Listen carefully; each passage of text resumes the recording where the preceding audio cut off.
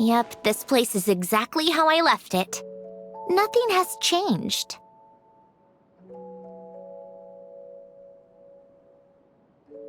What is it? Huh? How did you get... Oh, Arlecchino, and you... read the whole thing. Just so you know, a lot of that was written a long time ago. At that very desk, to be exact.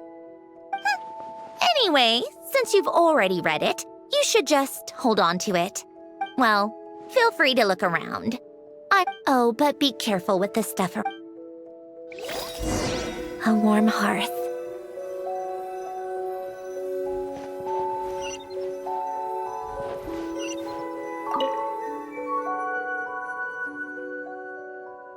Oh, I played with these when I was little. During the first few months after I was created. At first, Elena and I would play together, but it didn't take long for me to become unbeatable. Yeah, these don't look like logic. It's been so long. Let's go with... Just remember, you can't stack a bigger gear on...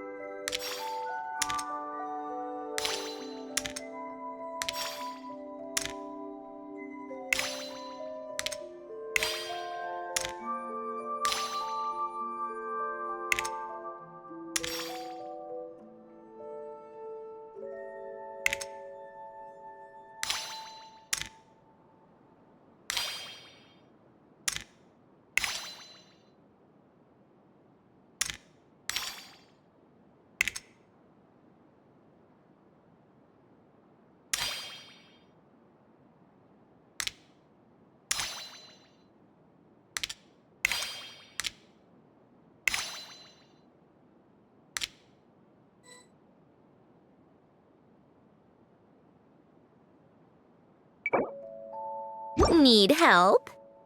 This should go here, and well, what did you think of the game?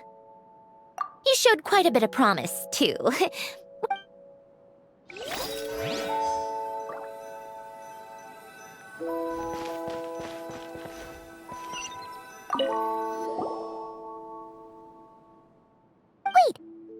the people in this picture look kind of... Oh, this was taken when Elena and Renee were both still at the Fontaine Research Institute. In his later years, Elena would often sit by the fireplace and stare at this picture. He said he sometimes regretted not helping his...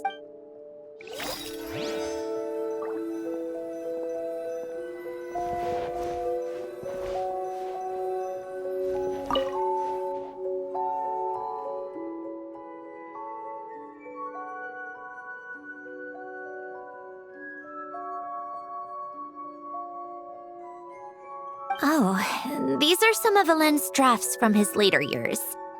Just casual doodles, really. And these are just some unimportant letters. I couldn't be bothered to sort through them before I left.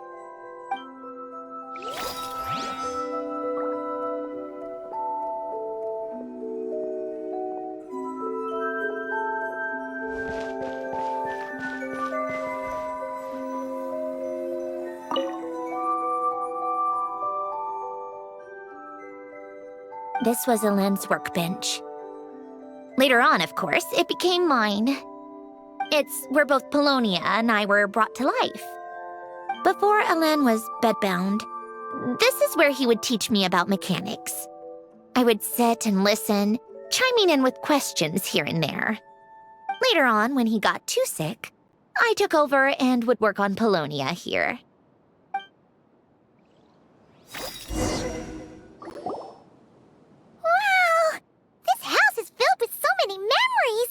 It's so cozy and charming. You should have seen it in its prime, when people actually lived here. A lit fireplace, a steaming cup of coffee. That's the real deal. You know, we also used to have a mechanical piano that Elena built. Oh, help! She Alen never played it much. He probably wasn't able to at that point. But I managed to teach myself. Music theory is essentially math after all. Once you learn the patterns, it's not really that difficult. I loved perusing Alen's collection of classical music. The chords and harmonies felt like individual mathematical puzzles. It was fascinating, so I did some composing as well. But as Alen continued to deteriorate, even the sound of music began to grate on his nerves. So I got rid of the piano. Aww. Back then, I assumed a piano was like an ordinary clothing rack, commonplace in every home and easily replaceable. It was only after I left that I realized how hard a good piano is to find. Enough about that. Alen's gift should be just in here. The only things undisturbed before I left were a few of his personal belongings.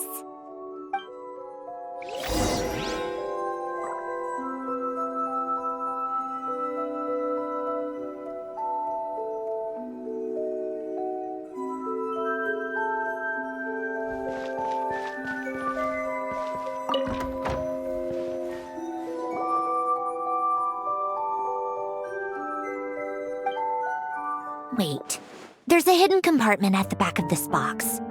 Looks like it's locked with some kind of... Knowing you, Alen, I'm guessing it goes like...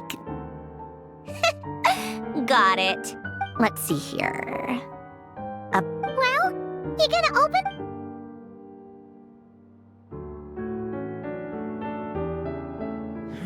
It's heavier than I was expecting.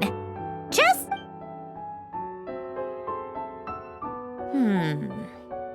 A letter? And a bunch of... wait a second.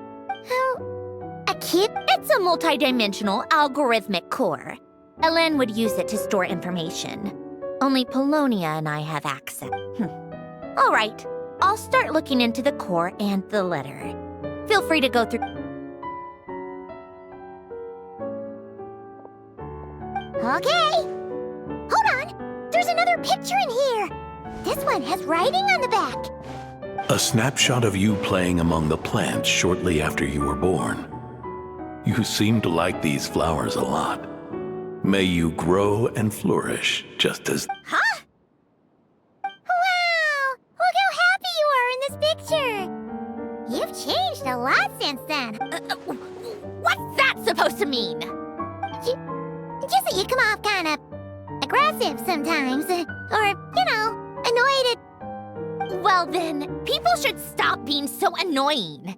It's not like I'm the one with the problem. Of course not.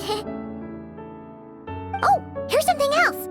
Looks like a piece of paper torn out from somewhere. Today, I solved another math puzzle and made a breakthrough on a construction problem the Institute has been stuck on for years. No, wait, that's From now on, I should have people address me as Her Highness the Clockwork Princess, Unraveler of all reason. No more of that. I thought I tore this paper. You wrote this? Then how did it get... Wait. You seem to have developed a distaste for this particular entry, considering I found it in the trash. I'm sorry, but I could not help but hold on to it. Alen! Don't be embarrassed. Everyone goes through a phase like that. Nonsense. I wasn't even the one who wrote that. It must have been Polonia. That's enough. I told you it was Polonia. You know what? We're done with this. No more rifling around in the box.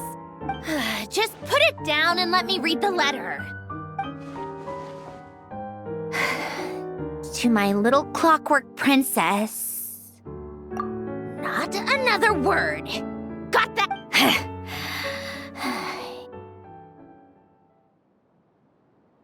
You've most likely received the gift I left for you.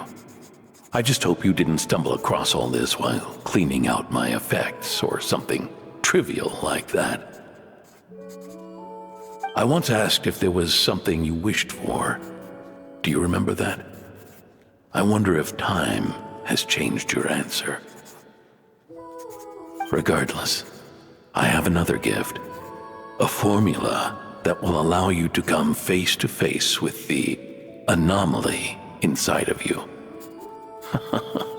If you even still call her that. Why this gift? To understand that, allow me to wax poetic on the soul once again. I would ask you to stick with me until the end, but I know you will. You always have. I believe a person should be born twice over in their lifetime. First, there's the birth that grants us life. Then, the birth of the soul.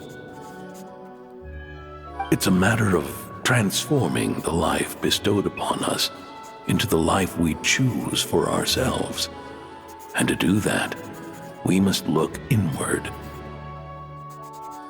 We must make a conscious choice to define the meaning of our life instead of allowing the happenstance of our existence to pass us by. This is the process of recognizing the soul that lives within us. You are my proudest masterpiece. I told you that long ago. But to me, you have never been a creation or a machine. To me, you're just like the rest of us. You have a heart. In fact, some theories think of the human brain as nothing more than a machine, and thought the product of its computations. So you see, perhaps we're not so different after all. Your inner machinery is just far more advanced than most. No matter how one looks at it, the heart is a complex thing, a place where logic and reason collide with our emotions. Your computational capacity allowed you to become sentient and develop logical reasoning. But it also granted you something that, on the surface, might seem contradictory: emotion. Emotions and logic often clash with each other, and those instances of discord can accumulate over time. That is the source of what you refer to as the anomalies within you. As you told me once, you've always known what you don't want, yet you've never wished for anything in particular. Similar to how a blind person can feel when a part of their body is in pain without being able to fully visualize its form, such is your relationship with your soul. So, what I leave you now is this: a formula that will allow you to see the shape of your soul. For if you want to protect your heart, you must first be able to recognize it within yourself. Of course. Whether you use it is entirely regardless, whether by my formula or some other means. Ellen. Oh. I'm fine. I've already figured out how this formula works. Let's get out of here and then we can use it. You made up your mind already? You're gonna do it? Why wouldn't I? Resolving the anomalies within my... No, I can do this on... But... What do you mean? I already know what anomaly I need to And by resolve, Yes. but if you, let us in like that, wouldn't that mean letting us see a bunch? If what Alen said is true, then I'm about to be... Besides, you already read my whole diary. When it comes... You're really sure about this? How many times do I have to say it? Enough with the mushy stuff. Just...